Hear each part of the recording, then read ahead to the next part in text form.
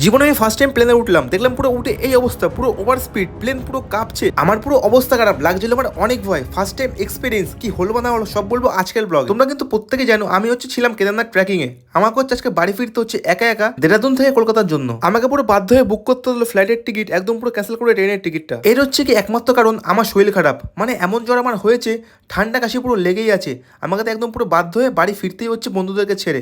ওরা বাড়ি ফিরবে 4-5 দিন পরে। ওরা রয়েছে এখন হরিদ্বারে, আমি এখানে বাড়ি ফিরে যাচ্ছি একমাত্র নিরুপায় হয়ে। আমার কোনো বলতে লজ্জা নেই, আমি জীবনে এখনো পর্যন্ত প্লেনে উঠিনি, কখনো দরকারই পড়েনি না।